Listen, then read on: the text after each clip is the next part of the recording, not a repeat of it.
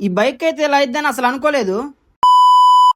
అసలు ముచ్చటేందంటే ఈ టైర్లో ఏమో గాలి లేదు, నా జేబులో ఏమో పైసా లేదు, ఈ బండికి మాత్రం సిగ్గు లేదు. సర్లే కానీ మ్యాటర్ ఏందో చెప్పురా అయ్యాను. ఫస్ట్ ఆడికే వచ్చా. నేను కాలేజ్కి వెళ్ళేటప్పుడు అయితే ఈ బండి అయితే ఇంటి దగ్గర పెట్టి వెళ్ళాను. నేను పోయానన్న బాధలో మంచుకుండాల్సిన టైర్ ఇలా అయితే అయింది. నేను వచ్చేలాగా టైర్ మొత్తం గాలిపోయింది, టైర్ కి అయితే గాలి ఎక్కట్లా. ఇంకేం చేస్తాం, కొత్త టైర్ అయితే వేయించేసా. అవునరా పైసా లేదన్నా కదా, పైసా నుంచి వచ్చింది అయ్యా. ఆ టైం వస్తే ఆటోమేటిక్ వస్తాయిలే మా వంకాయన్ని, మనకి ఎందుకు ఇప్పుడు. అలా బాబాయ్ చేత టైర్ అయితే చేంజ్ చేయించుకొని ఇంటికి అయితే వచ్చాను. ఇంట్లోకి రాగానే వీళ్ళనైతే చూసి షాక్ అయిపోయా. ఇల్లేంద్రా అయ్యా ఇంట్లో చేతబడి చేస్తున్నారు అనుకుంటే కాదు రీల్ ఇస్తున్నారంట. అక్క నేను నిజంగానే తెల్లగైతే అక్క. ఇక చూడు తమ్మి, ఎండలో తిరిగి కమిలిపోయినావు.